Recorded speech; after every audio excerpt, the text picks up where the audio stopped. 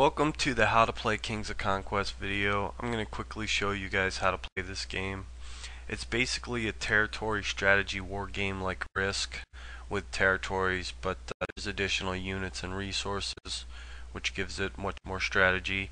I kind of describe this game as a mix of Risk and chess basically.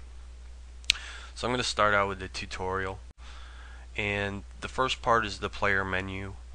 Here you can pick computer or human players for up to 4. You can play 4 human players if you have some friends at your house, but this is not an online game.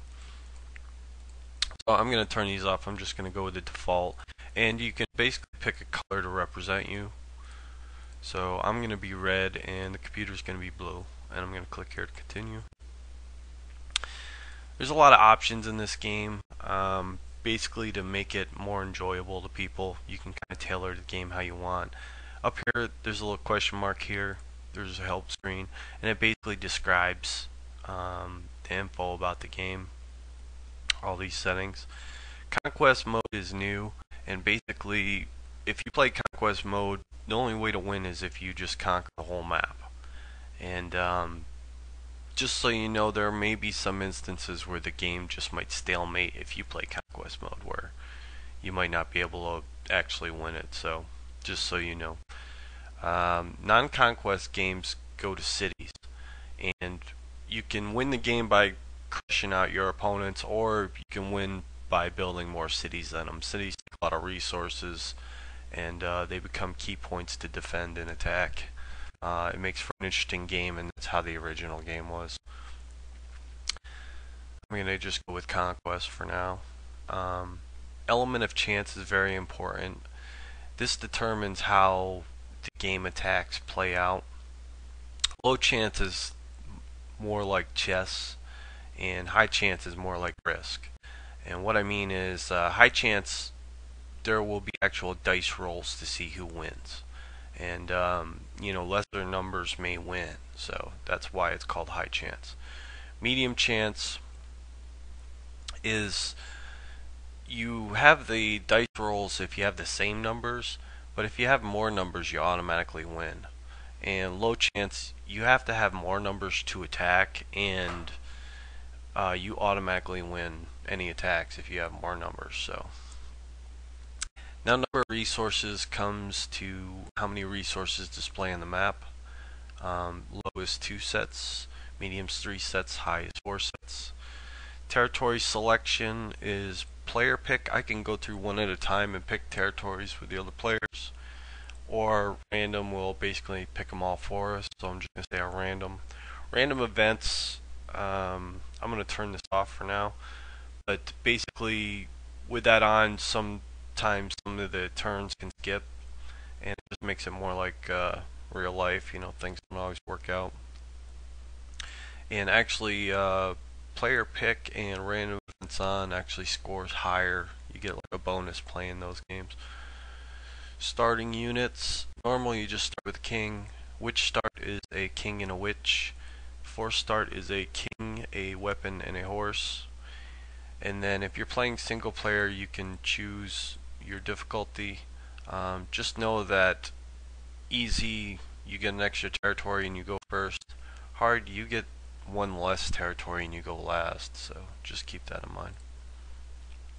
I'm going to keep it on normal, and I'm going to load a map here. Also, there's a bunch of preset maps here, and you can generate some maps and make some maps, and you can actually save a couple of them, so you can. This is where you would load those up, but these are all default maps already set in. And we can also generate maps here. We can generate up to 42 territory maps. Fill lakes basically will fill in little spots between territories.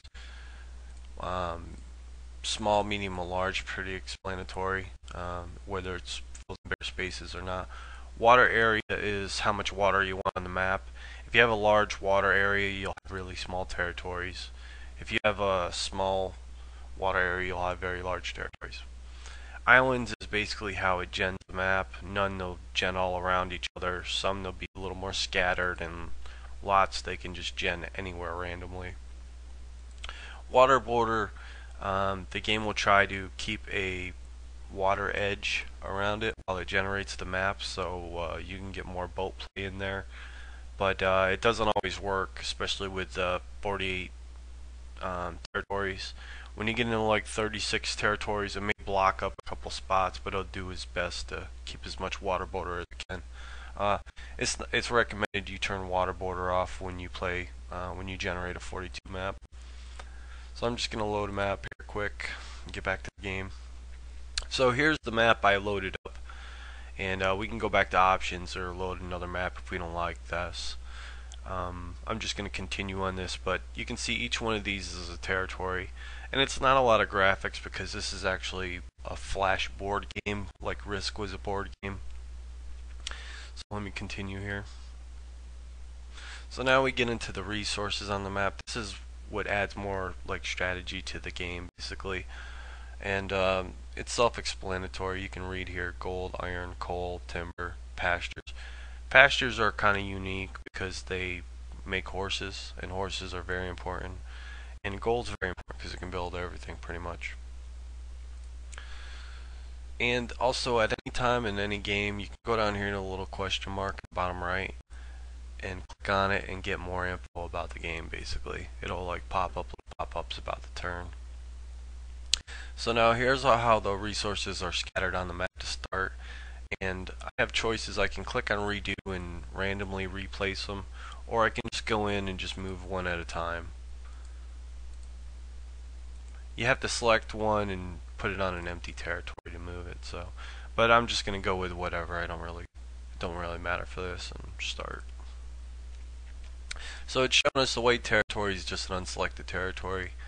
Um, a selected territory will have a player's color in it. So we'll see that. Now it did the territory selection. I had random selection in, so it picked them all for us. We could went through and picked one at a time, which is a little more strategic and scores a little higher. But just make it simple. We're just picking them all. Now we're coming to a place the king part. The king is our first unit that we're going to encounter. It's actually 2 points. All these territories here are 1 point each, and you can only attack what touches your territory. So if this gold was to attack this pasture, it's going to be 1 blue versus 2 red. And that's how everything works basically. The king is going to add 2 points here. So this territory here would be 3 red against 4 blue. So he wins this territory right now here. So, and also, if you don't want to add stuff, I have a war room button down here that you can click on and just say force count, and we can look at these in 3 and 4, 2 on 1, and this is available to you at any time during any round. So I'm just going to place my king down. It don't really matter because he don't even attack me this turn. The object of the game is to either build the cities or conquest. This is actually talking about the non-conquest games and how it can end in a tie. And I talked about the war room. I quickly showed that. I'll go over that in a second. Down here is a little line of text that basically tells you information about the current turn, and during AI's turn he'll talk some smack to you down here too. And like it says, this bar shows whose turn it is, and the little icon down here shows you human or computer, just for a little easy reference. And in the demo game, you can actually click on these and take over the computer in the middle of the demo game to just jump in if you want. Here's the turn order bar over here. We only have 2 players, so it's only showing 2, but we can play up to 4 colors and 4 players. There's a number in the middle, just easy reference to how many cities each player has, and that's more important in non-conquest games.